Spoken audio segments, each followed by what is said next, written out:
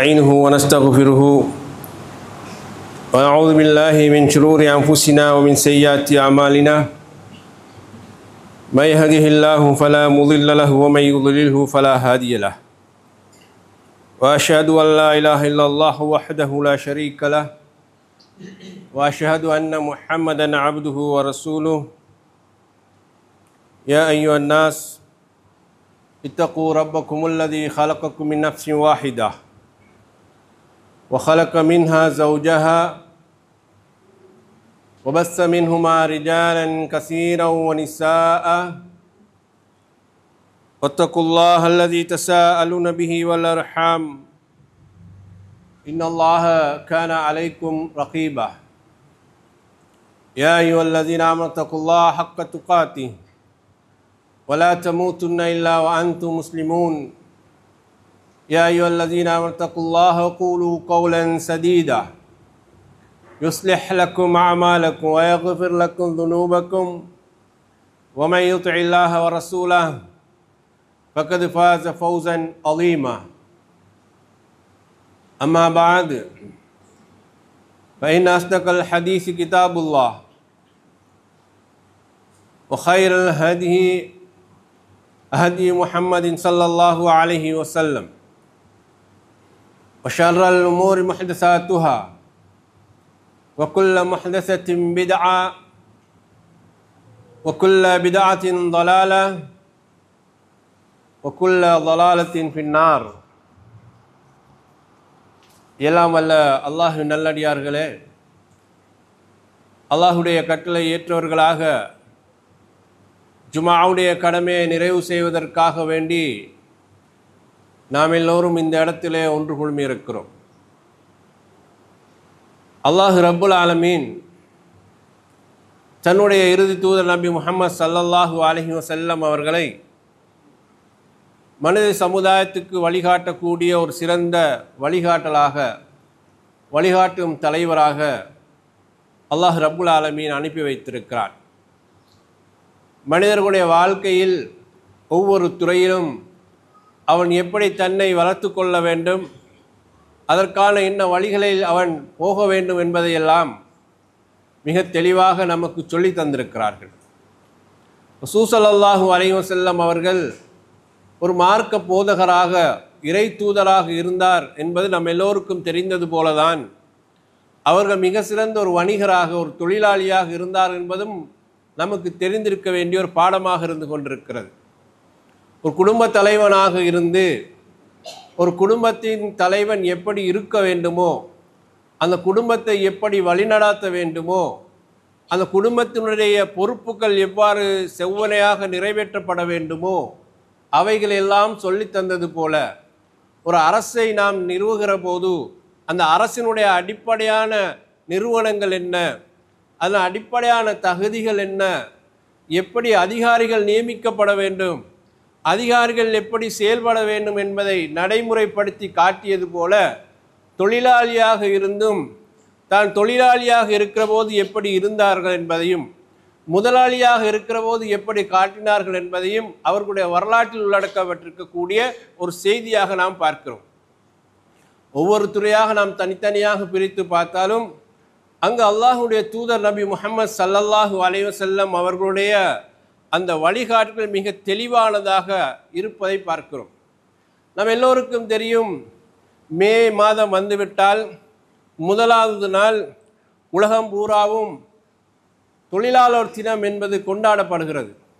பாட்டாளி வர்க்கத்தினர் தங்களுடைய உரிமைக்காக போராடிய ஒரு நாள் என்று உலகம் அடையாளப்படுத்தியிருக்கிறது.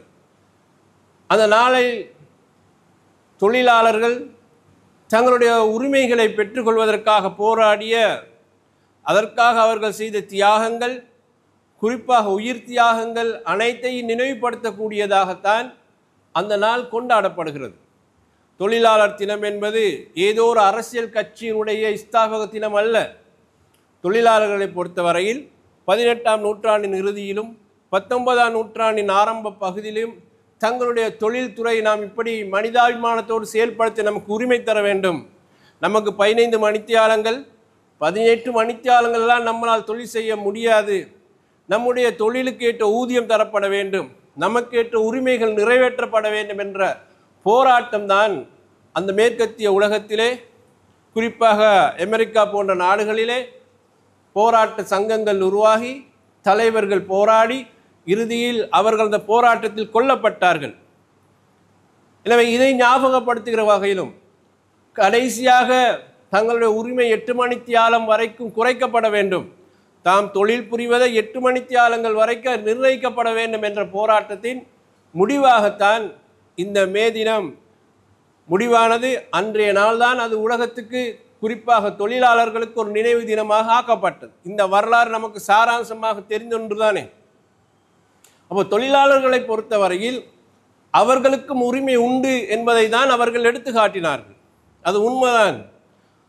அதே நேரம் அல்லாஹ்வுடைய ரசூல் ஸல்லல்லாஹு அலைஹி வஸல்லம் அவர்களும் இந்த 19ஆம் நூற்றாண்டுக்கு முன்னால் அவர்கள் வாழ்ந்த 7ஆம் நூற்றாண்டிலேயே தொழிலாளர்கள் எப்படி நடாத்தப்பட வேண்டும் என்ற அழகான செய்திகளை நமக்கு சொல்லி தந்தார்கள். அதில் தொழிலாளர்களுடைய உரிமைகளை மட்டும் ரசூலுல்லாஹ் பேசவில்லை, முதலாளிகளுக்கும் உரிமைகள் இருக்கின்றன என்று பேசினார்கள். தொழிலாளர்களுக்கு மட்டும் கடமை இருப்பதாக பேசவில்லை, முதலாளிகளுக்கும் கடமைகள் இருப்பதாக சொன்னார்கள். ஆக உரிமை என்று வந்தால் 2 சாராருக்கும் உரியது, கடமைகள் என்று வந்தாலும் 2 சாராருக்கும் உரியது. அந்த அடிப்படையிலே தான் இந்த தொழில் துறவுகள் உரிமைகள் பேசப்பட வேண்டும் என்பதை மிக அழகாக தெளிவாக எடுத்து சொன்னார்கள். அன்பார்ந்த சகோதரர்களே, நம்ம எல்லோருக்கும் தெரியும், அல்லாஹ்வுடைய தூதர் ஸல்லல்லாஹு அலைஹி வஸல்லம் அவர்கள் சின்ன வயதிலே அனாதையானார்கள், தாயும் தந்தை இழந்தார்கள். அந்த அனாதையான அந்த பருவத்தில் அவரை எடுத்து வளர்த்த பாட்டனார் அவர்களை ஒரு முறையான ஒழுங்கான முறையில் அவர்கள் வாழ்க்கையை நடாத்துவதற்கு ஏற்பாடுகள் செய்தார்கள். ரசூல் ஸல்லல்லாஹு அலைஹி வஸல்லம் அவர்கள் வாலிப பருவத்தை அடைவதற்கு முன்னால் ஒரு தொழிலாளியாகத்தான் இருந்தார்கள். அது எப்படியான ஒரு தொழில்? ஆடு மேய்க்கின்ற ஒரு தொழிலை அவர்கள் மேற்கொண்டார்கள்.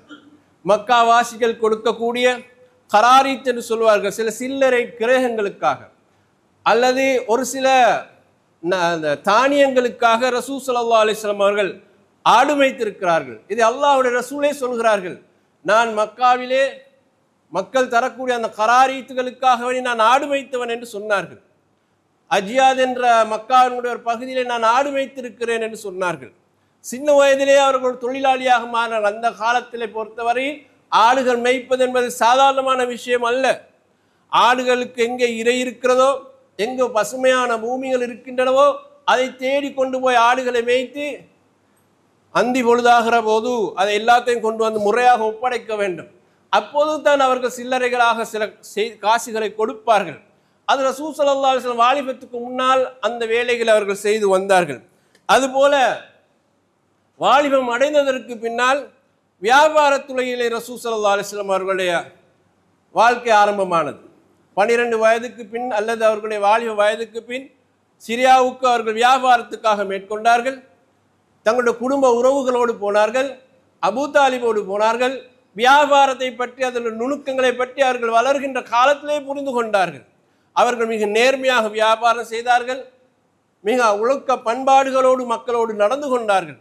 இப்படி ரசூலுல்லாஹ்வுடைய வியாபார வாழ்க்கை நடந்து கொண்டிருக்கிற போதுதான் அன்னை ஹதீஜா ரலியல்லாஹு அன்ஹா அவர்கள் மக்காவிலே மிகப்பெரிய ஒரு சீமாட்டியாகவும் வியாபார பெண்மணியாகவும் வாழ்ந்தார்கள். அவர்களுடைய வியாபார சரக்குகளை மக்காவிலிருந்து சிரியாவுக்கு கொண்டு போய் வியாபாரம் செய்து வரக்கூடியவர்களுக்கு ஒரு தொகையை அவர்கள் கொடுப்பார்கள். அல்லாஹ்வுடைய ரசூல் ஸல்லல்லாஹு அலைஹி வஸல்லம் அவர்களுடைய வியாபாரத்தில் மீது இருந்த அவர்களுடைய நாணயத்தை அவர்கள் தெரிந்து கொண்டார்கள். ரசூல் முஹம்மது என்று ஒருவர் இருக்கிறார், அவர் வியாபாரத்தை மிக நாணயமாக நடந்து கொள்கிறார் என்ற செய்தி ஹதீஜா ரலியல்லாஹு அன்ஹா எட்டிய போது முஹம்மது ஸல்லல்லாஹு அலைஹி வஸல்லம் அவர்களை வரவழைத்து அவர்களோடு ஒரு ஒப்பந்தம் செய்கிறார்கள், கோரிக்கை வைக்கிறார்கள். மற்ற வியாபாரிகளுக்கு கொடுப்பது போல நானும் உங்களுக்குரிய தொகையை நான் தருகிறேன், என்னுடைய வியாபார சரக்குகளை நீங்கள் சிரியாவுக்கு கொண்டு போய் வியாபாரம் பண்ணி கொண்டு வந்து தர வேண்டும் என்று சொன்னார்கள். அல்லாஹ்வுடைய தூதர் அந்த கோரிக்கையை ஏற்றுக்கொண்டார்கள். ஹதீஜா ரலியல்லாஹு அன்ஹா அவர்களுடைய மைசரா என்ற அடிமையோடு வியாபாரத்துக்காக சிரியா போனார்கள். சிரியா போய் திரும்பி வந்தவுடன் வியாபாரம் எல்லாம் ஓஹோன்னு நடந்தது. அதிக வளர்ச்சியை கண்டார்கள், அதிக லாபத்தை அவர்கள் கண்டார்கள். அப்போது அடிமை மைசரா தன்னுடைய எஜமானி இடத்தில் சொல்கிறார், முஹம்மது ஸல்லல்லாஹு அலைஹி வஸல்லம் அவர்கள் மிக நேர்மையாக பண்பாடாக அந்த வியாபாரத்தில் அவர் நடந்து கொண்டார் என்ற ரசூலுல்லாஹ்வுடைய அந்த நேர்மையை பற்றி மைசரா எடுத்து சொல்கிறார். இப்போது வியாபாரத்துடைய லாபமும் தங்களுக்கு முன்னால் இருக்கிறது, அதில் எந்த ஒரு குறையும் அல்லாஹ்வுடைய தூதர் வைக்கவில்லை. அந்த நேரம் அவர்கள் தூதரும் இல்லை. அதுக்கு பின்னால்தான் ஹதீஜா ரலியல்லாஹு அன்ஹா ரசூல் ஸல்லல்லாஹு அலைஹி வஸல்லம் அவர்களை மணமுடிப்பதற்காக தன்னுடைய தோழி மூலமாக செய்தி அனுப்பினார்கள் அவர்கள் வீட்டுக்கு. 2 வீட்டாருடைய பேச்சுவார்த்தை சம்மதத்துக்கு பின்னால் அந்த திருமண வாழ்க்கை நடைபெற்றது. இது ரசூலா நபித்துவம் பெறுகிற வரைக்கும் ஒரு சிறந்த வணிகராகத்தான் இருந்தார்கள், ஒரு வியாபாரியாக இருந்தார்கள். வியாபாரி என்றாலும் ஒரு தொழிலாளியாக மட்டுமில்லை, முதலாளியாகவும் இருந்தார்கள். ரசூல் ஸல்லல்லாஹு அலைஹி வஸல்லம் அவர்களுடைய நபித்துவத்துக்கு பின்னால் அவர்கள் வியாபாரத்தில் ஈடுபட்டார்கள் என்றால் பெரிய அளவில் அது விலகம் கிடைக்காவிட்டாலும் இமாம் இப்னு கையிம் ரஹிமஹுல்லாஹ் அவர்கள் சொல்கிறார்கள், ரசூல் ஸல்லல்லாஹு அலைஹி வஸல்லம் அவர்கள் நபித்துவத்திற்கு பின்னாலும் வியாபாரத்தில் ஈடுபட்டார்கள். அவர்கள் நபித்துவத்துக்கு பின்னால் வியாபாரத்தில் ஈடுபட்டார்கள். வியாபாரத்தில் எங்களுக்கு தெரியும், ஒருவரோடு கூட்டு சேர்ந்து வியாபாரம் பண்ணுவது. அதை ரசூலா சாஹிப் இப்னு சாஹிப் என்பவரோடு சேர்ந்து வியாபாரத்திலே அவர்கள் பங்குதாரிகளாகவும் இருந்தார்கள். கொடுக்கல் வாங்கல் செய்தார்கள், வேலையாட்களை கூலிக்கு அமர்த்தினார்கள், கூலி கொடுத்தார்கள். அதே போல சில பேருக்கு சில விஷயங்களுக்காக ரசூலா சிபாரிசு செய்தார்கள். அது சில சந்தர்ப்பங்கள் அந்த சிபாரிசுகள் ஏற்றுக்கொள்ளப்பட்டன, சில சந்தர்ப்பங்கள் சிபாரிசுகள் ஏற்றுக்கொள்ளப்படவில்லை. மக்களுக்கு அன்பளிப்பு கொடுத்தார்கள், அவர்களுக்கு கொடுக்கக்கூடிய அன்பளிப்புகளை ஏற்றுக்கொண்டார்கள். இப்படி ரசூலுல்லாஹ்வுடைய அந்த தொழில் வாழ்க்கை நபித்துவத்துக்கு பின்னாலும் இருந்தது என்பதாக இமாம் அவர்கள் குறிப்பிடுகிறார்கள். எனவே அல்லாஹ்வுடைய தூதரை பொறுத்தவரையில் அவர்கள் ஒரு சிறந்த தொழிலாளி, ஒரு முதலாளி என்ற இந்த 2 அடிப்படையிலையும் அவர்கள் வாழ்ந்தார்கள். ஒரு முறை சஹாபாக்கள் ஒரு மரத்திலே பழங்களை பித்து கொண்டிருக்கிறார்கள். அராக் என்று சொல்லக்கூடிய ஒரு மரத்தில் பழங்களை பித்து கொண்டிருக்கிறார்கள். அப்போது அவர்கள் பழங்களை பிக்குகின்ற போது, பறிக்கின்ற போது ரசூலுல்லாஹ் சொல்கிறார்கள், அந்த மரத்தில் இருக்கக்கூடிய கருத்த பழங்களை நீங்கள் பறியுங்கள், அதுதான் நல்லது என்று சொன்னார்கள். உடனே சஹாபாக்கள் கேட்டார்கள், அல்லாஹ்வுடைய தூதரே, நீங்கள் ஆடு மேய்க்கக்கூடியவராக இருந்தீர்களா என்று கேட்டார்கள். அப்போ ரசூல் ஸல்லல்லாஹு அலைஹி வஸல்லம் சொன்னார்கள், ஆடு மேய்க்காத இறை தூதர்கள் உண்டா என்று கேட்டார்கள். ஒரு பழம் அதனுடைய வடிவத்தை பற்றி, ருசியை பற்றி சொல்வதாக இருந்தால் அவர்கள் எப்படி இந்த மக்கள் புரிந்து கொண்டார்கள் என்றால், இது ஆடு மேய்க்கக்கூடிய ஒருவரால் தான் புரிந்து கொள்ள முடியும். அவர்கள் பல பகுதிகளுக்கு போவார்கள், ஆடுகளுக்கு இறை தேடி போவார்கள், தங்களுக்கும் உணவுகள் கிடைக்குமான்னு பார்ப்பார்கள். அப்படி ஒன்று பார்ப்பதாக இருந்தால் சாதாரணமாக மக்களோடு பழகக்கூடியவருக்கு அந்த உண்மை தெரியாது. ஒரு ஆட்டை மேய்க்கக்கூடிய ஒரு இடையருக்கு தான் அது தெரியும். எனவே அல்லாஹ்வுடைய தூதர் அப்படி சொல்வதாக இருந்தால் அவர் நிச்சயமாக ஆடு மேய்க்கக்கூடிய ஒருவராகத்தான் இருந்திருப்பார் என்ற அடிப்படையில் தான் சஹாபாக்கள் கேட்டு உறுதிப்படுத்தினார்கள். அவர்கள் அல்லாஹ்வுடைய ரசூல் தான் ஒரு ஆடு மேய்க்கிறவனாக இருந்த தரக்குறைவாக அவர்கள் நினைக்கவில்லை. இல்லை, எல்லா மக்கள் எப்படி பார்ப்பாங்களோ தெரியாது, நாம் இறை தூதராக இந்த மார்க்கம் சொல்றோம், ஆடு மேய்த்தவன் எல்லாம் மார்க்கம் சொல்லலாமா என்று அப்படியெல்லாம் ரசூலா சொல்லவில்லை. ஆகமான வழியில், ஹலாலான வழியில், இஸ்லாம் அனுமதித்த வழியில் எந்த தொழிலை ஒருவன் முறையாக செய்கிறானோ அது அனைத்தும் மிக சிறப்பான தொழில்தான். அது அனைத்துக்கும் இஸ்லாத்திலே அனுமதியுள்ள தொழில்தான். அவனோடு சிறந்த தொழிலாளி என்பதுதான் ரசூல் ஸல்லல்லாஹு அலைஹி வஸல்லம் அவர்களுடைய பார்வையாக இருந்தது. எனவே ரசூலா தொழிலை ஊக்குவித்தார்கள், வியாபாரம் செய்வதை ஊக்குவித்தார்கள். ஒரு மனிதன் தொழில் தேடி சென்று அவனுடைய சுய சம்பாத்தியத்தில் அவன் எழுந்து நிற்க வேண்டும் என்று ஊக்குவித்தார்கள். ஆனால் ரசூல் ஸல்லல்லாஹு அலைஹி வஸல்லம் அவர்கள் சொல்கிறார்கள், பறவை தன் கூடிலிருந்து காலையிலே வெளிக்கிளம்பி போகிறது, அது வெறும் வயிற்றோடு போகிறது. யார் எங்களுக்கு உணவு தருவார் என்பது பறவைகளுக்கு தெரியாது. அது பறவை அந்த மரக்கிளையிலிருந்து அல்லது கூட்டிலிருந்து அது பறந்து செல்கிறது. பறந்து செல்கிற போது வெறும் வயிற்றோடு செல்கிறது, உணவுகளை அதுவாக தேடி பெறுகிறது. அந்த உணவுகளை பெற்று பசியோடு போன பறவைகள் வயிறு நிறைத்த நிலையில் தான் இருந்த இடத்துக்கு திரும்பி வருகிறது. இது போல நீங்கள் அல்லாஹ் மீது தவக்குல் வைத்தவர்களாக நீங்கள் காலையில் எழுந்து மாலையில் போனால் அல்லாஹும் உங்களுக்கு உணவு தருவான் என்பதை ரசூல் ஸல்லல்லாஹு அலைஹி வஸல்லம் சொன்னார்கள். ரிஸ்க் அல்லாஹ் தருவான். வீட்டிலே இருந்து கொண்டு இறைவன் மீது வழி போட்டு கொண்டு ஒருவன் இருப்பானாக இருந்தால் அவன் சோம்பேறியன். தன் மீது நம்பிக்கை வைத்துக் கொண்டு ஒருவன் புறப்படுவானாக இருந்தால் அவன் உழைப்பாளி. எனவே விதியின் மீது வழி போடுறவன் சோம்பேறியனாகவும், அல்லாஹ் மீது வழி போட்டு உட்கார்ந்து கொண்டு இருப்பவன் அவன் ஏமாளியாகவும் இருப்பானே தவிர ஒரு சிறந்த தொழிலாளியாக இருக்க மாட்டான். தொழிலாளி எப்போதுமே அந்த தொழிலை மையமாக வைத்து உழைக்கின்ற உழைப்பாளியாகத்தான் இருப்பான் என்பதை தான் ரசூல் ஸல்லல்லாஹு அலைஹி வஸல்லம் நமக்கு சொல்கிறார். அன்பார்ந்த சகோதரர்களே, உழைப்பில் மிக சிறந்த உழைப்பு எது என்று ரசூலுல்லாஹ்விடத்தில் கேட்கிறார்கள் சஹாபாக்கள். அல்லாஹ்வுடைய தூதரே, ஒருவன் உழைப்பில் ஈடுபடுகிறான், அந்த உழைப்பிலே மிக தூய்மையான உழைப்பு எது, சம்பாத்தியம் எது என்று ரசூலுல்லாஹ் இடத்துல கேட்கும்போது ரசூல் ஸல்லல்லாஹு அலைஹி சொன்னார்கள், அமலு ரஜுலு பியதிஹி, மனிதன் தன் கைகளால் சம்பாதித்து உழைத்து சாப்பிடுகின்ற அந்த உணவு, அந்த உழைப்பு தான் மிக தூய்மையான உழைப்பு, மிக தூய்மையான உணவாக ரசூலுல்லாஹ் அடையாளப்படுத்தினார்கள். திரும்பவும் சொன்னார்கள், அதற்கு பின்னால் ஒருவன் தன் கை அவன் சம்பாதிக்கிற போது யாருக்கும் ஏமாற்றம் செய்யாமல் அவன் முறையாக சம்பாதிப்பானாக இருந்தால் அந்த சம்பாத்தியத்தின் மூலம் கிடைக்கிற இலாபமும் மிக சிறந்த இலாபம் என்று ஸல்லல்லாஹு அலைஹி வஸல்லம் அவர்கள் சொன்னார். உழைக்க புறப்படுகிறவன் ஹலாலான முறையில் உழைக்க வேண்டும். அவன் உழைப்பில் லாபத்தை பெறுகிற போதும் ஹலாலான முறையில் அந்த இலாபத்தை பெற வேண்டும். அப்போது அந்த உழைப்பும் தூய்மையானது, அந்த இலாபமும் தூய்மையானது என்று ரசூல் ஸல்லல்லாஹு அலைஹி வஸல்லம் அவர்கள் சொன்னார்கள். காலை பொழுதிலேயே இந்த உம்மத்தை ரசூலா பயன்படுத்த சொல்கிறார்கள். காலை பொழுதை பயன்படுத்துங்கள். அதிகாலை என்பது நமக்கு தெரியும், சுபஹு தொழுகையோடு நமக்குரிய கடமைகள் ஆரம்பமாகிற நேரம். சுபஹு தொழுகையோடு நம்முடைய கடமைகள் ஆரம்பமாகிற நேரம். சுபஹு தொழுகையில் ஈடுபடுகின்ற ஒவ்வொரு முஸ்லிமும் அல்லாஹ்வுடைய பாதுகாப்பு கீழ் போகிறான் ரசூல் ஸல்லல்லாஹு அலைஹி சொன்னார்கள். சுபஹு தொழுகை என்கிற போது நமக்கு தெரிய ஒரு 4:30 மணித்தியாலத்தோடு அந்த அதிகாலை பொழுது நமக்கு ஆரம்பிக்கிறது. அதிகாலை பொழுதுதான் மனிதனுக்கு ஏற்றமான நேரம். அல்லாஹ்வுடைய ரசூல் சொல்கிறார்கள், யா அல்லாஹ், அதிகாலை பொழுதில் என்னுடைய உம்மத்துக்கு நீ பரக்கத்து செய்வாயாக என்றார்கள். அதிகாலை பொழுதிலே என்னுடைய உம்மத்துக்கு யா அல்லாஹ் நீ பரக்கத்து செய்வாயாக என்றார்கள். காலை பொழுது முஸ்லிம் உம்மத்துக்கு பரக்கத்துக்குரிய பொழுதாக அல்லாஹ் தஆலா ஆக்கி வைத்திருக்கிறான். எனவே அந்த காலை பொழுதிலே தான் அவர்கள் கண் விழித்து எழ வேண்டும். கண் விழித்தெழுந்து தங்களுடைய கடமைகளை அவர்கள் செய்ய தயாராக வேண்டும். தங்களுடைய தொழில் துறவுகளுக்காக அவர்கள் தயாராக வேண்டும். அந்த உழைப்பில் அவர்கள் ஈடுபடுகிற போது அல்லாஹ்வுடைய பரக்கத்து நமக்கு கிடைக்கும் என்பதாக ரசூல் ஸல்லல்லாஹு அலைஹி சொன்னார். இந்த ஹதீஸ் ரசூலா சொன்ன போது ஒரு நபித்தோழர் அதை மிக தெளிவாக கேட்டுக்கொண்டிருந்தார். அவருடைய பேர் சஹர். அவர் ஒரு வியாபாரி.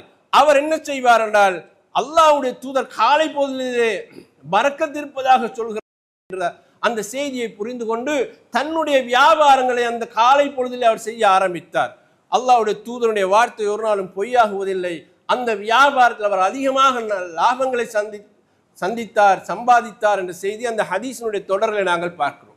எனவே அன்பார்ந்த சகோதரர்களே, சில தொழிலாளிகள் இருப்பார்கள், இரவு பூராகவும் தொழில் செய்துவிட்டு காலையில் போய் தூங்கி விடுவார்கள்.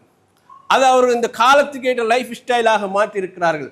ஆனால் அல்லாஹ் ரப்புல் ஆலமீன் காலை மாலை காலை இரவு என்பதை அவன் படைத்திருக்கக்கூடிய உண்மையான நோக்கத்தை ஒவ்வொரு மனிதனும் புரிந்து கொள்ள வேண்டும். ஒவ்வொரு தொழிலாளியும் புரிந்து கொள்ள வேண்டும். அல்லாஹ் ரப்புல் ஆலமீன் நமக்கு குர்ஆனில் சொல்கிற போது, வஜஅல்னா நௌம லிபாஸா, இரவை உங்களுக்கு தூக்கத்துக்காகத்தான் நாங்கள் படைத்தோம். நீங்கள் கண் விழிப்பதற்காக படைக்கவில்லை. நீங்கள் இரவு முழுவதும் விழித்திருப்பதற்காக படைக்கவில்லை. ஒவ்வொரு மனிதனுடைய உடல் உறுப்பும் அப்படியே அமைதி அடைகிற நேரமாக இருந்தால் அது இரவு நேரம் தான். வஜஅல்னல் லைல லிபாஸா வஜஅல்னன் நஹார மஆஷா, நாங்கள் பகல் பொழுதை உங்களுடைய வாழ்வாதாரத்துக்கு படைத்தோம், இரவு பொழுது உங்களுடைய தூக்கத்துக்காக படைத்தோம் என்று அல்லாஹ் சொல்கிறான். எங்களுக்கு தெரியும், சூரியன் உதிக்கிற போதுதான் இந்த பறவை பட்சிகள் மட்டுமல்லாமல் இந்த உலகத்திலிருந்து உயிருள்ள ஒவ்வொரு தாவங்களும் கண்விழிக்க ஆரம்பிக்கிறது. சூரிய ஒளி பட்டவுடனே தான் தாவரங்களும் கூட கண்விழிக்க ஆரம்பிக்கிறது. அல்லாஹ்வுடைய படைப்பு அப்படித்தான் வைத்திருக்கிறான். மனிதர்களுக்கும் அதே தான் நிர்ணயித்தும் இருக்கிறான். சூரியன் மனிதனுடைய உடலில் பட வேண்டும். அவனுடைய ஒவ்வொரு நரம்புகளும் அந்த சூரிய வெப்பத்தின் போதுதான் அது இயங்குவதற்கு தகுதியான நேரம், ஹோமோன்கள் சுரக்கக்கூடிய நேரம். அந்த நேரம் அவனுடைய உழைப்புக்கு மிக பொருத்தமான நேரம். ஒவ்வொரு அங்க அசைவுகளும் இயங்குவதற்கும் இரத்தோட்டங்கள் முறையாக சுழல்வதற்கும் அல்லாஹ் படைத்தது காலை பொழுது, பகல் பொழுதுதான். அது ஈவினிங் வரைக்கும் அந்தி சாகிற வரைக்கும் இருக்கும். அந்தி சாகிற போது அல்லாஹ் தஆலா சூரியனை மறைக்கிறான், சந்திரனை வெளிப்படுத்துகிறான். சந்திரன் மிக சாந்தமான ஒரு பொழுதை நமக்கு தருகிறது. உடலுக்கு இதமான ஒரு பொழுதை தருகிறது. எல்லாம் சூடான இந்த உறுப்புகள் எல்லாம் இப்போது அப்படியே அமைதியாகிறது. அமைதியாகிற போது அதற்கும் என்று ஒரு ஓய்வு தேவையே. அந்த ஓய்வு தான் இரவில் அல்லாஹ் தஆலா அமைத்திருக்கிறான். அது தூக்கத்தின் மூலமாக அல்லாஹ் தஆலா கொடுக்கிறான். இரவு ஓய்வுக்குரியது, தூக்கத்துக்குரியது. மனிதன் தூங்குகின்ற போது கூட அவனுடைய உடம்பிலிருந்து பல சுரப்பிகள் சுரக்க ஆரம்பிக்கிறது. குறிப்பாக மெலனின் என்ற சுரப்பு ஆரம்பிக்கிறது. அது மனிதனுடைய மூளையுடைய இயக்கத்துக்கு தேவை. எனவே மனிதனி இரவிலே அமைதி பெறுவது என்றுதான் அல்லாஹ்வுடைய படைப்பினுடைய அமைப்பை அல்லாஹ் தஆலா வைத்திருக்கிறான். ஆனால் நவீன காலம் என்ற இந்த அடிப்படையில் மனிதன் இரவை பகலாக்குகிறான், பகலை இரவாக்குகிறான்.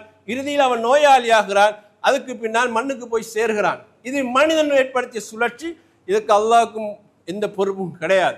அல்லாஹ்வுடைய ரசூல் ஸல்லல்லாஹு அலைஹி வஸல்லம் அவர்கள் எங்களுக்கு இந்த சூரியன் வெளிச்சம் உருவாகிற அதிகாலை பொழுதிலிருந்து தான் இந்த வேலை வாய்ப்புகள், தொழில் வாய்ப்புகளை நமக்கு தந்திருக்கிறார்கள். எனவே முடிந்த அளவு நாம் சுபகு நேரத்தோடு, நமக்கு இரவிலே வேலை செய்வது கஷ்டமாக இருந்தால் அது சுபகு நேரத்திலிருந்து ஆரம்பிக்கலாம்.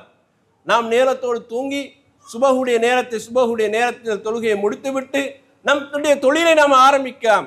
நாம் புரிந்து கொள்ள வேண்டியது என்ன தெரியுமா? நம்முடைய இலகுக்கு மட்டுமல்ல, நம்ம கொஞ்சம் சம்பாதித்தாலும் நிறைய அவன் அல்லாஹ் தஆலா பரக்கத்தை தருகிறானே, அதுக்கு பேர் தான் பரக்கத்.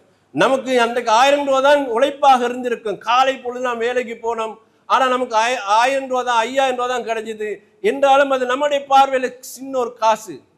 அல்லாஹ் தஆலா அந்த 5000ல் அவன் 50000ஐ பூர்த்தி செய்கின்ற அளவுக்கு உங்களுக்கு அதில் வளத்தை, ரஹ்மத்தை வைத்திருப்பான். அதற்கு பேர் தான் பரக்கத். பரக்கத் என்பது நீங்க எதிர்பார்த்த 50,000 5 லட்சமாக வந்து கொட்டுவது அல்ல. பரக்கத் என்பது உங்களுக்கு போதாதமாக இருக்கும், ஆனால் உங்களுடைய தேவைகளை பூர்ணமாக பூர்த்தி செய்யக்கூடியதாக அல்லாஹ் அதை ஆக்கி வைக்கிறான். அதற்கு பேர் தான் பரக்கத். அந்த பரக்கத் இரவில் உங்களுக்கு ரசூலுல்லாஹ் உத்தரவாதம் தரல சகோதரர்களே. அந்த பரக்கத் அல்லாஹ்வுடைய தூதர் காலை பொழுதிலிருந்து தான் நமக்கு உத்தரவாதம் தந்திருக்கிறார்கள்.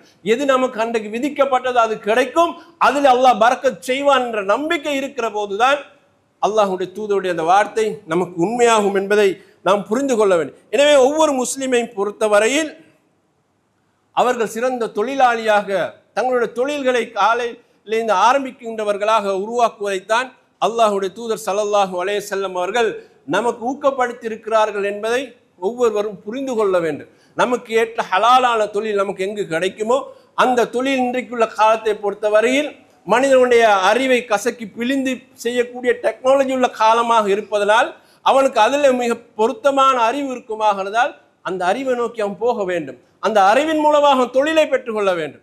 நாம் ஒரு தொழிலை ஆரம்பிக்கிற போது அந்த தொழில் சம்பந்தமான அனைத்து தரவுகளும் நமக்கு தெரிந்திருக்க வேண்டும். தெரியாத ஒரு தொழிலே போய் நாம் நஷ்டத்தை ஏற்படுத்த முடியாது. தெரியாத ஒரு தொழிலே போய் நாம் நம்முடைய வருவாய் இழக்க முடியாது. நாம் ஒரு தொழிலை செய்ய போகிறோம் என்று சொன்னால் அதில் லாப நட்டங்களை மட்டும் பார்க்காமல் அதை செய்து கொண்டு போகக்கூடிய டெக்னிக்கை நாம் விளங்கி இருக்க வேண்டும். இந்த வியாபாரத்தை நான் இத்தனை லட்சம் நீங்கள் முதலீடு செய்தால் லாபம் கிடைக்கும் என்று சொல்லலாம், பிரச்சனை இல்லை. அந்த லாபத்தை பெறுவதற்கு முன்னால் சம்பந்தமான அடிப்படையான அறிவு நமக்கு இருக்க வேண்டும். அடிப்படையான அறிவுகள் இல்லாமல் ஒரு தொழில் நமக்கு தெரியாத ஒரு கால் வைக்கிற போது அனுபவம் உள்ளவர்களுடைய அந்த அறிவை நாங்கள் பெற்றுக்கொள்ள வேண்டும். எது பொருத்தம், இந்த வியாபாரம் இந்த டைமுக்கு இந்த நேரத்துக்கு நம்மளால் ஒழுங்காக செய்து கொண்டு போக முடியும் என்ற அந்த பின்னணிகள் எல்லாம் கண்டிப்பாக தெரிய வேண்டும். தெரியாமல் நாம் அவசரப்பட்ட ஒரு தொழிலை ஆரம்பித்து அனைத்தையும் இழந்து விட முடியாது சகோதரர்களே. இது தொழில்நுட்பம் உள்ள ஒரு காலம் ஒரு பக்கம் இருக்க, நாம் வளமையாக செய்து வரக்கூடிய பாரம்பரிய தொழில் என்பது இன்னொரு பக்கமும் இருக்கிறது. இது ரெண்டையும் நாம் எப்படி பேலன்ஸ் பண்ணி கொண்டு நம்முடைய தொழில் துறவுகளை கொண்டு போவது என்பதை நாம் முழுமையாக புரிந்திருக்க வேண்டியவர்களாக இருக்கிறோம்.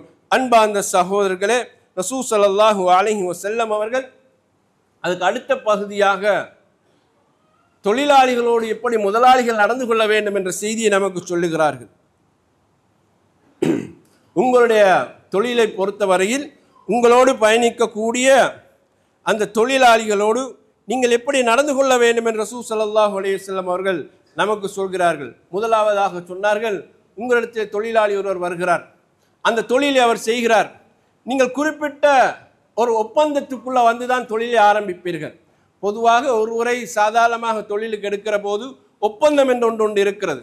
அந்த ஒப்பந்தத்தின் அடிப்படையில் தான் அது நடைபெறும். சில இடங்களிலே வாயு ரீதியாக, வார்த்தைகள் ரீதியாக ஒப்பந்தங்கள் நடைபெறும். சில இடங்களிலே ஒரு டாக்குமெண்ட்ஸ் ரீதியாக அந்த ஒப்பந்தங்கள் நடைபெறும். சில போது வாய் மொழியாக கொடுத்த ஒப்பந்தம் ஏமாற்றப்படக்கூடும். சில நேரம் கைச்சாத்திடப்பட்ட ஆவணங்கள் மூலமாக செய்து கொள்ளப்பட்ட ஒப்பந்தம் சட்ட ரீதியாக கோர்ட் வரைக்கும் சென்று வெல்லவும் முடியும்.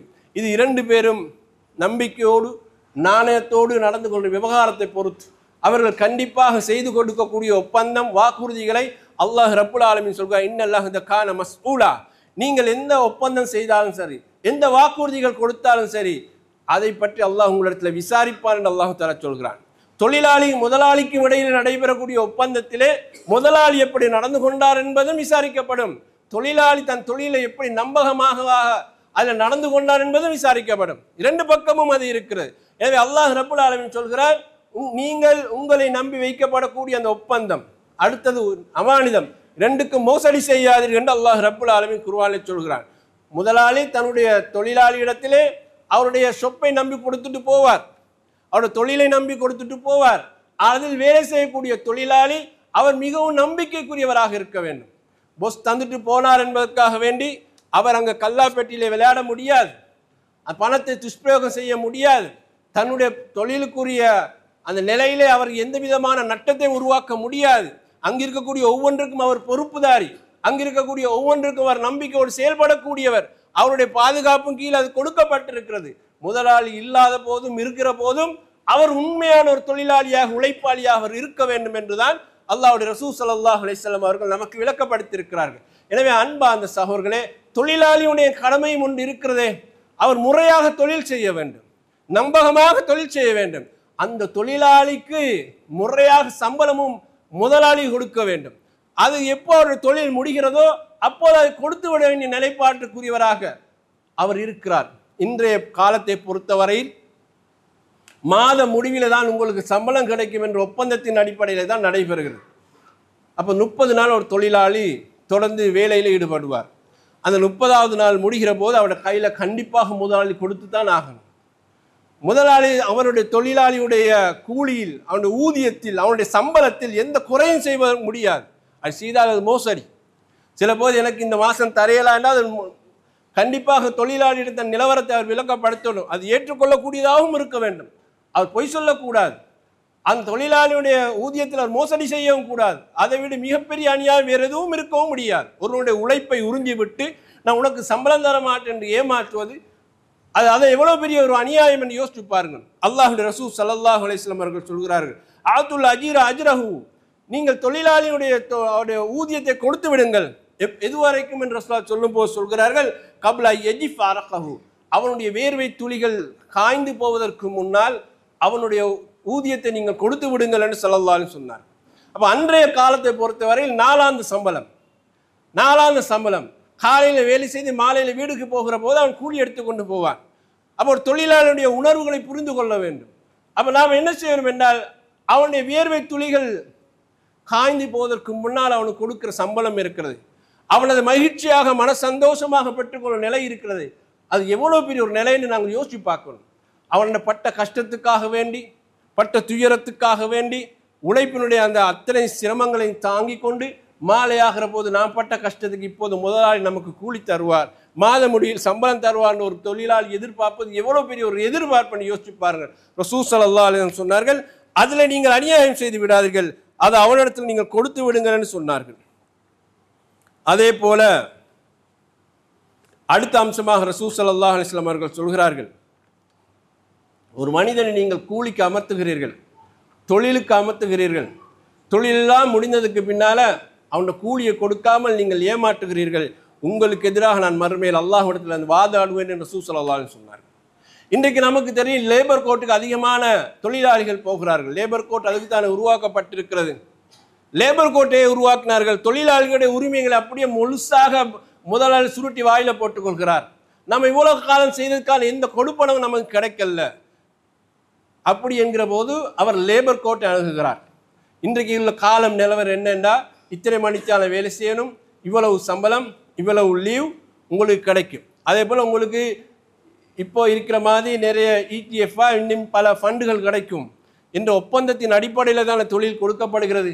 அதிலே முதலாளி ஒருபோதும் மாறு செய்ய முடியாது. அந்த தொழிலாளியுடைய சம்பளத்தை எடுத்துக்கொண்டு அவர் வாயில போட்டு தன்னுடைய குடும்பத்தை சந்தோஷமாக வைக்க முடியாது. அவன் அதில் பாதிக்கப்பட்ட அவனுக்கு லேபர் கோர்ட் இருக்கு, அவன் லேபர் கோர்ட் மூலமாக அவன் சந்திக்கலாம். சில நேரம் சட்டங்களை நீங்கள் வளைத்து போடலாம், அதுக்கேற்பாடான வழிகளை நீங்கள் செய்யலாம். ஆனால் அல்லாஹ்வுடைய ரசூல் சொல்கிறார்கள், எவன் ஒரு தொழிலாளியை கூலிக்கு அமர்த்தி அவனுக்குரிய தொழிலுக்குரிய சம்பளத்தை நீங்கள் கொடுக்கவில்லையோ அந்த முதலாளிக்கு எதிராக நாளை மஹ்ஷரிலே அல்லாஹ்வுடைய அந்த மஹ்ஷர் மைதானத்திலே நான் இந்த தொழிலாளிக்காக வாதிடுவேன் என்று ரசூல் ஸல்லல்லாஹு அலைஹி வஸல்லம் சொன்னார்கள். அங்குதான் அது மிக முக்கியமான ஒரு பகுதியாக ரசூலுல்லாஹ் சொல்கிறார்கள். உலகத்தில் நீங்கள் யாரையும் ஏமாற்றலாம், எப்படியும் சம்பாதிக்கலாம், ஆனால் மறுமையில் வந்தால் எதுவும் நடக்காதே. அந்த நாள் மிக பயங்கரமான நாள். உங்களுக்கு தெரியும், ஒரு மனிதனுடைய உரிமையை பறித்து கொண்டால் என்ன விவகாரம் நடக்கும் என்று நிறைய செய்திகள் நீங்கள் படித்திருக்கிறீர்கள். மறுமையில் அல்லாஹ் ரப்புல் ஆலமீன் உரிமைகள் சம்பந்தமான விசாரணைகளை தான் முன்னிலையில் எடுப்பான். நாம் தொழுகிறோம், ஜகாத் கொடுக்கிறோம், ஹஜ்ஜி செய்கிறோம், அல்லது சின்ன சின்ன தர்மங்கள் எல்லாம் செய்கிறோம், நன்மை செய்கிறோம், ஓதுகிறோம், எல்லா நன்மையோடும் அங்கு போனாலும் அதற்கு அல்லாஹ் தஆலா உடனே தூக்கி நமக்கு சுவர்க்கத்தை தரப்போவது கிடையாது. அதற்கு முன்னால விசாரணை ஒன்று இருக்கிறதே, அந்த விசாரணையில் பாதிக்கப்பட்டவர்கள் இருப்பார்களே, பாதிக்கப்பட்டவனை அழைத்து அல்லாஹ் தஆலா அந்த விசாரணை முடிப்பான். யாரெல்லாம் அவனுக்கு அநியாயம் செய்தால் அந்த அநியாயக்காரனுடைய விவகாரங்கள் எல்லாம் முடித்து விடுவான். அதற்கு பின்னால் இப்ப நன்மை இருக்குதா, அப்படியெல்லாம் சொர்க்கம் என்ற நிலையை தான் அல்லாஹ் தஆலா வைத்திருக்கிறான். மனித உரிமை விவகாரத்தை பொறுத்தவரையில் நாளை மறுமையில் அல்லாஹ் முதல் விசாரணை. அதற்கு பின்னால் அல்லாஹ்வுக்கு நீங்க என்ன இபாதத் செஞ்சீங்க, அதுல குறை வச்சீங்களா நிறை வச்சீங்களான்னு அல்லாஹ் பார்ப்பான். விரும்பினவர்களை தண்டிப்பான், விரும்பினவர்களுக்கு சுவர்ணத்தை அல்லாஹ் கொடுப்பான். எனவே உலகத்திலே வாழுகிற போது இந்த தொழிலாளர்களுடைய உரிமை மட்டுமல்ல, மனிதர்களுடைய உரிமை விவகாரத்திலையும் நாங்கள் கவனமாக இருக்க வேண்டும் என்ற செய்தியை புரிந்து கொள்ள வேண்டும். அதே போல ரசூல் ஸல்லல்லாஹு அலைஹி வஸல்லம் சொல்கிறார்கள், ஒரு தொழிலாளி என்கிற போது அவன் மனுஷன் தானே, அவனுக்கு மனித உணர்வுகள் இருக்கிறது. அந்த உணர்வுகளை புரிந்து நாம் நடந்து கொள்ள வேண்டும். அதைத்தான் அனஸ் ரலியல்லாஹு அன்ஹு சொல்கிறான், நான் ரசூலுல்லாஹ்ட்ட 10 வருட காலம் ஊழியம் புரிந்தேன், ஆனால் என்ன ரசூலுல்லாஹ் ஒரு நாள் சீ என்று சொன்னது கிடையாது, சீ என்று சொன்னது கிடையாது என்கிறார்கள். அதே மாதிரி ஏன் செஞ்சா ஏன் அப்படி செய்யலை என்று கண்டித்ததும் கிடையாது என்று சொல்கிறார்கள். ஒரு பணியாளரிடத்திலே, தொழிலாளி இடத்துல, முதலாளியிடத்தில் இருக்க வேண்டிய உயர்ந்த பண்பு தான் இது. அன்பார்ந்த சகோதரர்களே, இந்த சீ என்று சொல்ற வார்த்தை இருக்குதே, அது மிக கேவலமான ஒரு வார்த்தை. அதனால தான் அல்லாஹ் ரப்புல் ஆலமீன் குர்ஆனில் சொல்கிற போது கூட உடைய தாய் தந்தையரை கூட சீ என்று சொல்லாதீங்க என்கிறான். நமக்கு அல்லாஹ்வுக்கும் ரசூலுக்கும் பிறகு மிக உயர்ந்தவர்கள் யார் இந்த உலகத்திலே? நம்முடைய தாயின் தந்தை. அவர்களுக்கு பின்னால் தானே மற்ற எல்லா உறவுகளும். பெற்றெடுத்த தாயாக இருந்தாலும், வளர்த்து தருகிற நம்முடைய தந்தையாக இருந்தாலும் அவர்களை பார்த்து சீ என்று சொல்லாதீர்கள் என்று குர்ஆன் சொல்லுது. சீ என்பது ஆக மோசமான கேவலமான ஒரு பண்பாடு. அதை குர்ஆன் வன்மையாக கண்டிக்குது. ரசூலுல்லாஹ் தொழிலாளர்களுடைய விவகாரத்திலுமே அப்படித்தான் நமக்கு காட்டுகிறார்கள். உங்களோட தொழிலாளியை பார்த்து சீ என்று சொல்லாது. சீ என்பது நீங்க சில பேர் வாயால் அதை சொல்லுவாங்க, சில பேர் அந்த சீ என்ற வார்த்தையை தங்களுடைய பார்வையாலே காண்பிப்பாங்க. அது மிக கேவலமான ஒரு பண்பு. அது உள்ளத்தில் பதிந்து விட்டால் முதலாளியை பற்றி கூட மொத்த நம்பிக்கையும் சுக்கு நூறாகிவிடும். சீ என்று சொல்லாது. அவன் தவறு இழைத்திருக்கிறான், தவறு செய்யாதவன் இருக்க முடியாதே. அந்த தவறை பண்பாடாக சுட்டி காட்ட வேண்டும். அதுதான் ரசூலுல்லாஹ் சொல்கிறார்கள். மீண்டும் மீண்டும் அந்த தவறுகளை செய்தால் அவனை பணியிலிருந்து நீக்கி விடுங்கள், அது உங்களுடைய உரிமை. அதற்காக வேண்டி அவனோடு நடந்து கொள்கிற முறை ஒன்று இருக்கிறதே, அந்த முறையில் நம்ம தவறு வைக்க கூடாது என்பதைத்தான் அல்லாஹ்வுடைய தூதர் ஸல்லல்லாஹு அலைஹி வஸல்லம் அவர்கள் சொல்கிறார்கள். எனவே தொழிலாளியாக இருந்தாலும் அவனுக்கு இன்னும் ஒரு மரியாதைக்கு அந்த மரியாதை கொடுங்கள் என்று தான் ரசூல் ஸல்லல்லாஹு அலைஹி வஸல்லம் அவர்களுடைய ஒரு வழிகாட்டலாக இருப்பதை நாம் பார்க்கிறோம். அதுபோல பாருங்க, ரசூல் ஸல்லல்லாஹு அலைஹி வஸல்லம் போய்கொண்டிருக்கிற போது அபு மசூத் என்று சொல்லக்கூடிய ஒரு நபித்தோழர் தன்னுடைய தொழிலாளிக்கு அடித்து கொண்டிருக்கிறார், கடுமையாக அடிக்கிறார். அப்போது ரசூல் ஸல்லல்லாஹு அலைஹி வஸல்லம் அவர்கள் சொல்கிறார்கள், அபு மசூதே நீ தெரிந்து கொள் என்று பின்னால் இருந்து கண்டிக்கிறார்கள்.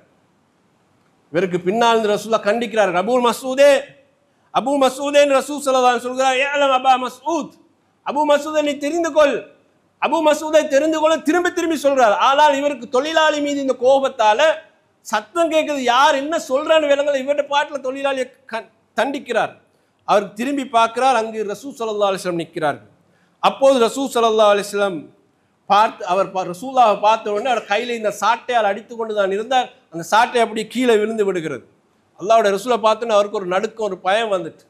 அப்போ ரசூல் ஸல்லல்லாஹு அலைஹி வஸல்லம் சொன்னார், ஏலா அபா மசூத், அபு மசூதை நீ தெரிந்து கொள், இந்த தொழிலாளி மீது உனக்கு அதிகாரம் இருப்பதாக நீ நினைக்கிறாய், இந்த தொழிலாளி மீது உனக்கு அதிகாரம் இருப்பதாக நினைக்கிறாய், நீ அதனால தானே தண்டிக்கிறாய்.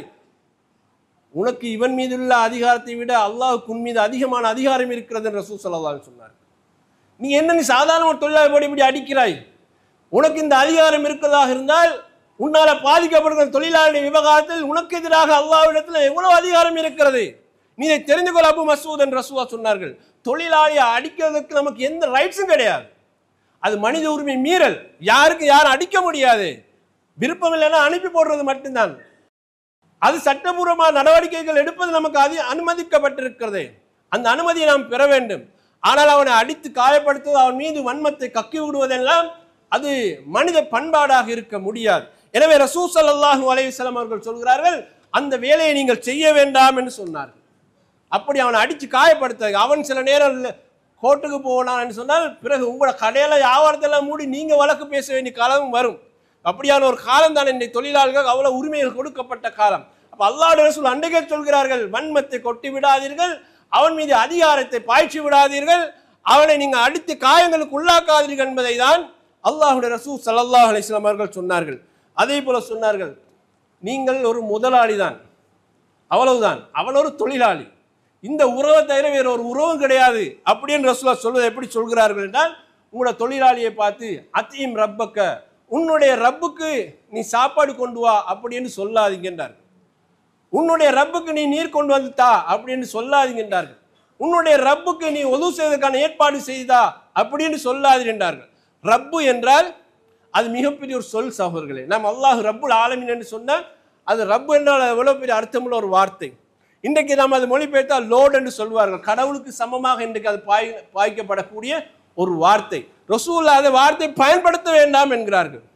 ரப்பு என்பது யார்? உங்களுக்கு தெரிந்த தொழிலாளர்களுடைய வரலாறு படிக்கிற போது பிரபுத்துவர்கள் என்ற ஒரு சமூகம் இருந்தார்களே, அவர்களுக்கு சமமாக பயன்படுத்தக்கூடிய வார்த்தை தான் இது. அவர் தான் அடக்கி ஆளக்கூடிய எஜமானனாக, அடக்கி ஆளக்கூடியவனாக அவர் இருப்பார். அப்ப இந்த லோட் என்ற வார்த்தை தான் அந்த ரப்புக்கு ஈக்குவலாக பயன்படுத்தக்கூடியது. மொழிபெயர்த்தால் அந்த அர்த்தம் வரும். ரசூலுல்லாஹ் அந்த வார்த்தையை நீங்க தொழிலாளியை பார்த்து சொல்லாதீங்கன்னு சொன்னாங்க. நீ என்ன அவ்வளவு சர்வாதிகாரி படைத்தவன், நீ ஒரு எஜமானனாக இருக்கலாம், அக்காவணி சர்வாதிகாரம் படைத்தவனா, நீங்கள் தொழிலாளர் சொல்லுங்க, என்னை முதலாளி என்று கூப்பிடுங்கள் என்று சொல்லுங்கன்னு ரசூலுல்லாஹ் சொல்கிறார்கள்.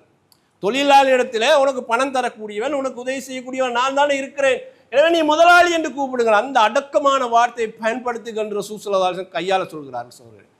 அவ்வளோ அவனை உங்களை கண்டா தொழிலாளர் நடுங்கி ஆடி நிற்க வேண்டும் என்றதெல்லாம் அது நல்ல பழக்கம் கிடையாது. அவனிடத்தில் உள்ளதெல்லாம் பேசி சமாளிக்க வேண்டிய விஷயங்கள். ஆனால் இப்படியான விவகாரங்களை எல்லாம் ரசூல் ஸல்லல்லாஹு அலைஹி வஸல்லம் அவர்கள் செய்ய வேண்டாம் என்று சொன்னார்கள்.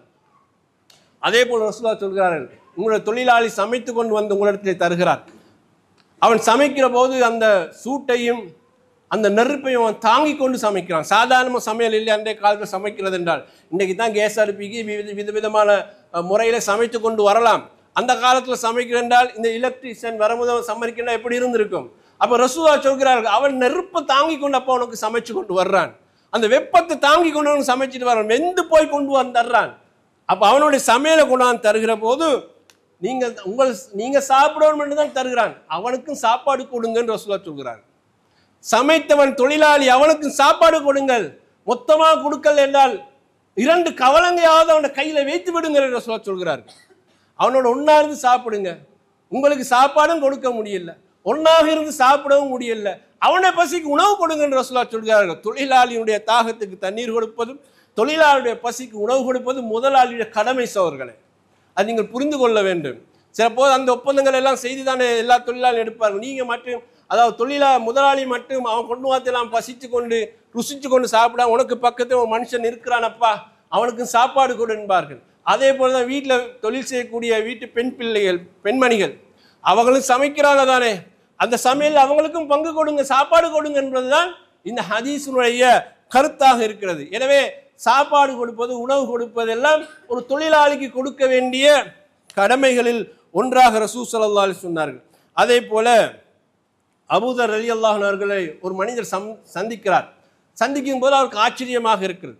என்ன ஆச்சரியம் என்று கேட்டால், ஒரு முதலாளி ஒரு உடுப்பு உடுத்திருக்கிறார், மேலே ஒரு உடுப்பு கீழே ஒரு உடுப்பு, அதே உடுப்பா அந்த தொழிலாளியும் உடுத்திருக்கிறார். அந்த காலத்தில் அது சரி வரவே வராது, அப்படி ஈக்குவலாக பார்க்கவே முடியாது. அந்த காலத்தில், அந்த 7ஆம் நூற்றாண்டில் தொழிலாளர்களுடைய விவகாரத்தில் அது அப்படி பார்க்கவே முடியாது.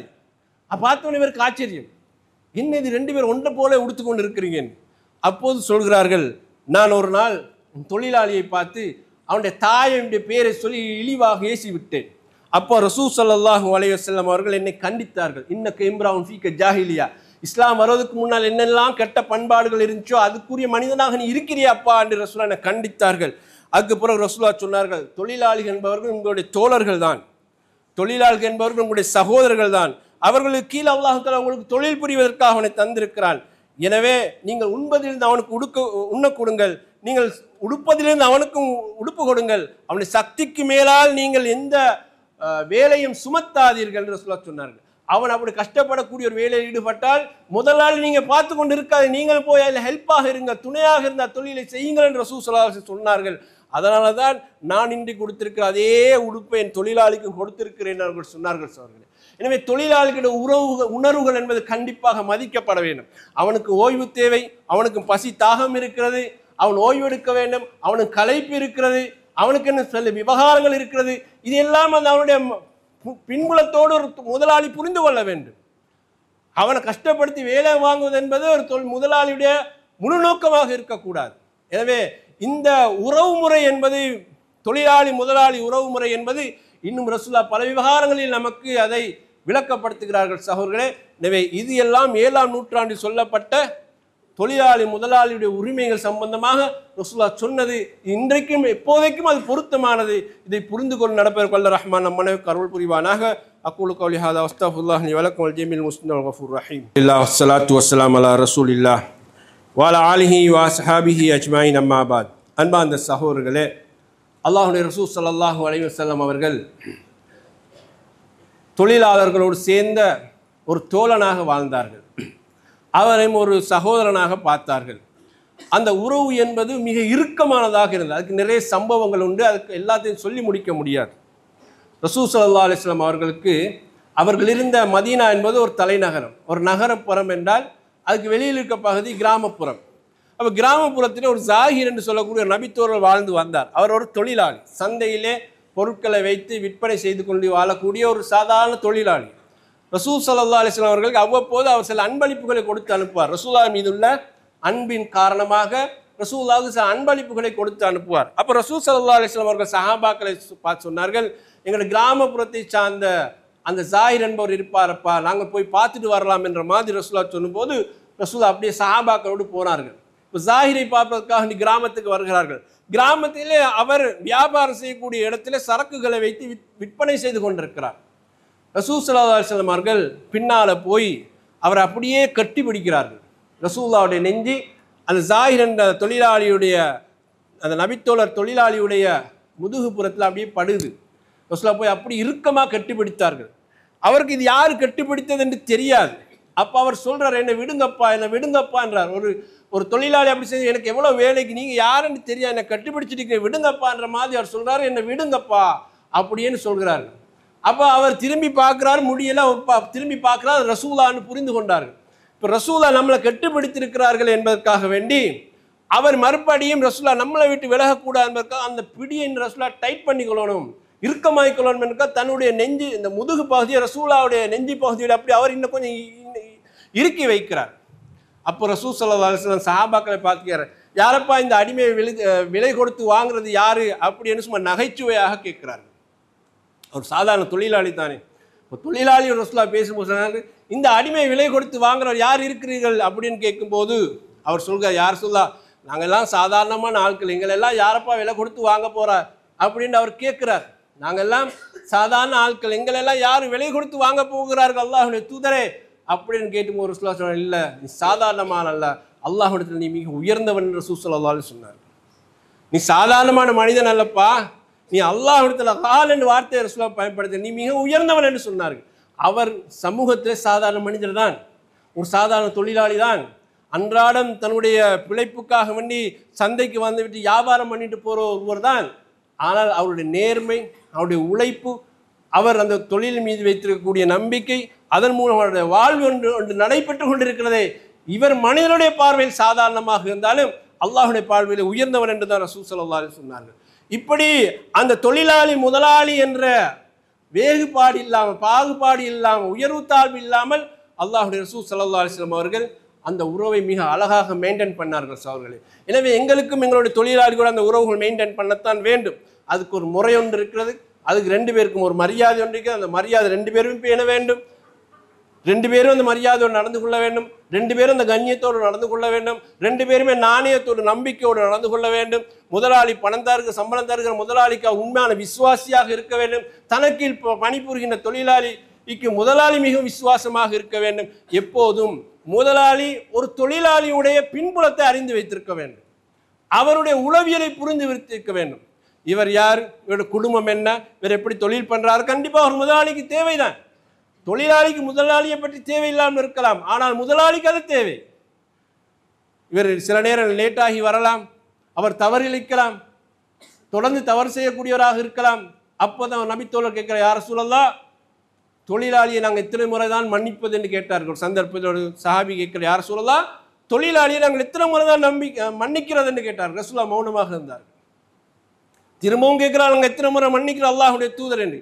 ஒரு நாளைக்கு 70 முறை அவனுக்கு மன்னிப்பு கொடு என்று சொன்னார்கள். ஒரு நாளைக்கு 70 முறை மன்னிப்பு கொடு என்றார்கள். அதுக்காக இந்த ஹதீஸை தவறாகவும் புரிந்து கொள்ளக்கூடாது. அன்றைக்கு இந்த தொழிலாளி நிலவரத்தை ரசூலுல்லாஹ் புரிஞ்சு சொல்கிறார்கள். அதுக்காக இன்றைக்கு ஒரு தொழிலாளி ஃபோனை பிடிச்சு கொண்டு இருக்கிறது எல்லாத்தையும் பார்த்துக்கொண்டு, முதலாளி இன்றைக்கு ஒரு முறை மன்னிச்சார், அடுத்த முறை மன்னிப்பாருன்னு அவர் 70 கவுண்ட் பண்ண இயலாது. இவர் அல்லாஹ்வுடைய கால் பேத்து வாங்க அனுப்பி வைக்கணும்.